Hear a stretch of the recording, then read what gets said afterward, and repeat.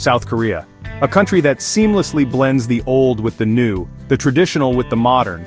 It's a place where ancient temples stand alongside towering skyscrapers, and where the hustle and bustle of city life is just a short drive away from serene countryside landscapes. It's known for its bright lights and cool technology. The neon-lit streets of Seoul are a testament to the country's rapid modernization and technological advancements. From cutting-edge gadgets to innovative startups, South Korea is at the forefront of the tech world. Think Seoul's busy streets and fancy smartphones. Everywhere you look, people are connected, tapping away on their devices, staying in touch with the world. The city never seems to sleep, always buzzing with energy and activity. The country looks modern and successful. The skyline is dotted with high-rise buildings, each a symbol of economic growth and prosperity. It's a visual representation of South Korea's journey from a war-torn nation to a global powerhouse. K-pop stars and Korean dramas are popular all over the world, showing a fun and exciting place. The entertainment industry has put South Korea on the global map, with fans from all corners of the world tuning in to watch the latest dramas and listen to the newest hits. But there's a hidden problem. Beneath the glitz and glamour, there are shadows that many don't see. The dark alleyways and dimly lit streets tell a different story, one that is often overlooked. A serious issue is affecting the country. Protests and rallies are becoming more common, as people voice their concerns and frustrations. The faces in the crowd reflect a deep-seated worry that is hard to ignore. South Korea is dealing with a mental health crisis, which is very different from how it looks on the outside. Despite the outward appearance of success, many are struggling with mental health issues, a silent epidemic that is slowly coming to light. Even with its strong economy and advanced technology, many people in Korea feel worried. The pressure to succeed is immense, and the long working hours take a toll on people's well-being. The business districts, bustling during the day, often see employees burning the midnight oil. This difference between what we see and what's really happening is surprising. The contrast is stark, bustling streets filled with life juxtaposed against solitary figures who feel isolated and alone. It's a poignant reminder that appearances can be deceiving. It makes us think about what progress really costs and how people suffer trying to meet society's expectations. The fast-paced life, the constant race to be the best, and the societal pressures weigh heavily on individuals. The crowded subway stations filled with people rushing to their next destination often hide the stress and anxiety that many feel. People visiting Seoul are often amazed by the city's energy. Tourists flock to the city, capturing its vibrancy and dynamism through their lenses. The nightlife, with its endless entertainment options, paints a picture of a city that is always alive. But underneath, there's a different story. When the lights dim and the crowds disperse, the quiet streets and solitary figures reveal a different narrative. It's a story of individuals grappling with their inner demons, often in silence. A story about societal pressures and a mental health crisis affecting everyone. The counseling sessions and somber gatherings highlight the growing awareness and the urgent need for solutions. It's a call to action, urging society to address the underlying issues and support those in need. The numbers tell a sad story. They reveal a crisis that has been quietly unfolding, affecting countless lives and families.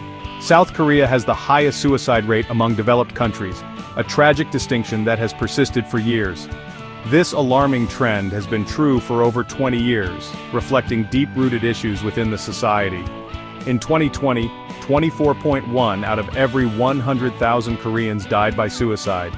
This statistic is not just a number, it represents real people, real lives lost, and real families left behind to grieve. This is a scary reminder of the silent suffering in the country. The empty playgrounds and vacant benches are silent witnesses to the lives that could have been. This problem isn't just for one group of people. It cuts across all demographics, affecting the young and the old, the wealthy and the poor, and people from all walks of life. It affects people of all ages, rich and poor, and from all walks of life. The elderly, who may feel isolated and forgotten, and children, who should be carefree and happy, are all touched by this crisis. But young people are especially struggling. The pressures they face are immense and often overwhelming. Millennials and Gen Z, who grew up in a very competitive world, feel huge pressure to do well in school, get good jobs, and be popular. The constant need to succeed and the fear of failure weigh heavily on their shoulders. Trying to fit in and have a good future is really hard for them, The digital age with its social media pressures and the constant comparison to others only adds to their stress. They are navigating a world that demands perfection, leaving little room for mistakes or setbacks. From a young age, Korean kids are pushed through a tough school system. The education system in South Korea is known for its rigor and high standards. Students often attend school for long hours, followed by additional tutoring sessions in the evening. This intense focus on academics starts early, with children as young as elementary school age already feeling the pressure to excel. Parents invest heavily in their children's education, often sacrificing their own needs to ensure their kids have the best possible opportunities. This culture of high expectations is deeply ingrained in society, and it shapes the lives of young Koreans from the moment they enter the school system. There's a lot of pressure to get good grades and go to a top university. The competition is fierce and students are constantly compared to their peers. Success in academics is seen as a key to future success in life, and this belief drives students to work tirelessly. The college entrance exam, known as the Suneong, is a pivotal moment in a student's life. It is a high-stakes test that can determine their future career and social status. The pressure to perform well on this exam is immense, and it can lead to significant stress and anxiety. This constant pressure to do well in school can hurt their mental and emotional health. Many students experience burnout, depression, and anxiety as they struggle to meet the high expectations placed on them. The fear of failure looms large, and the stigma associated with not meeting academic standards can be overwhelming. Mental health issues among students are a growing concern, and there is a need for greater support and resources to help them cope with the demands of their education. Getting a job in South Korea is also very hard, with young adults fighting for a small number of good jobs. The job market is highly competitive, and the qualifications required for many positions are stringent. Even with a degree from a top university, securing a stable and well-paying job is not guaranteed. Many young people find themselves in a cycle of temporary or part-time employment, struggling to make ends meet. The pressure to succeed in the job market adds another layer of stress to their already challenging lives. It's hard to find a job and things are expensive, which makes young people even more stressed and anxious.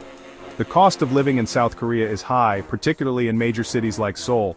Housing, education, and daily expenses can quickly add up, leaving young adults feeling financially strained.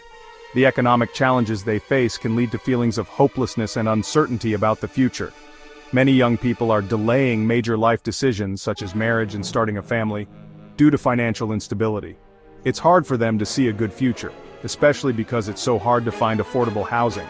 The real estate market in South Korea is notoriously expensive, and homeownership is increasingly out of reach for many young people. The dream of owning a home, once considered a standard milestone in adulthood, now feels unattainable.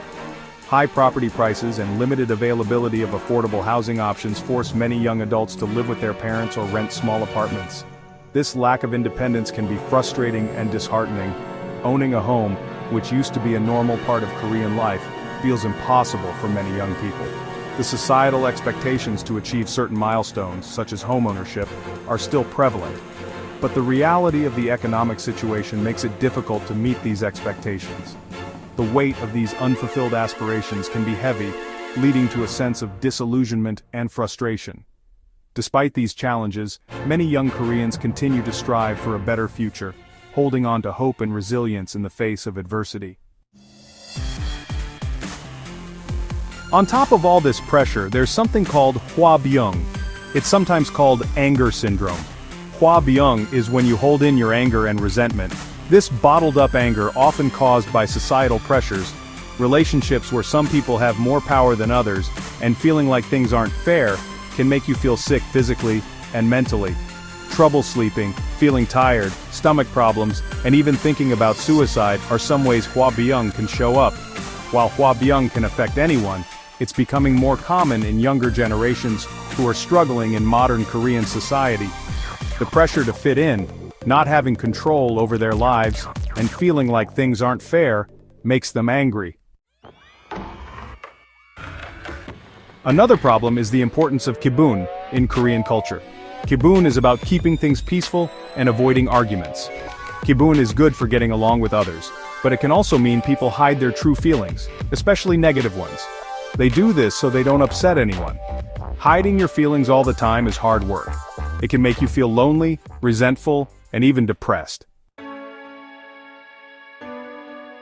The South Korean government knows this is a serious problem and is trying to fix it.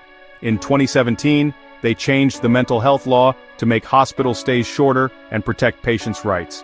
This was a good change, but it hasn't solved everything. While people aren't staying in hospitals as long, more people are having mental health emergencies and going to the emergency room. This might mean that people aren't getting enough help outside of the hospital. These emergencies show that people need easier ways to get mental health help.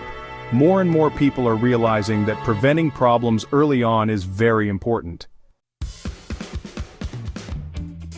Something important happened in June 2024. The first Presidential Committee on Mental Health was created. This group of mental health experts and advisors from other countries shows that South Korea is serious about fixing this problem. The committee has some new ideas to improve mental health. They want to teach people that mental illness is not something to be ashamed of, check young people's mental health regularly, and have more teams to help in emergencies. Focusing on preventing problems early, especially for young people, is a good thing. By finding and helping with mental health problems early, there's hope that things can get better. South Korea's mental health crisis is complicated, with deep social and cultural causes. It shows that just because a country is rich and has good technology doesn't mean its people are happy. As visitors and observers, we need to look past the shiny surface and see what life is really like in South Korea. By trying to understand and care about others, we can help create a more supportive and kind world. This means realizing that even though people are smiling and working hard, many are silently suffering. It means questioning our own assumptions and being sensitive and respectful. Fixing this problem requires everyone to work together. The government, doctors, teachers, families, and individuals all need to help create a more supportive and understanding environment. Talking openly about mental health is important to stop people from feeling ashamed and encourage them to get help. It's also important to make mental health services affordable and easy to get. In the end, South Korea needs to care about mental health just as much as it cares about money and technology. Only then can they truly fix this hidden problem and make sure their people are healthy and happy.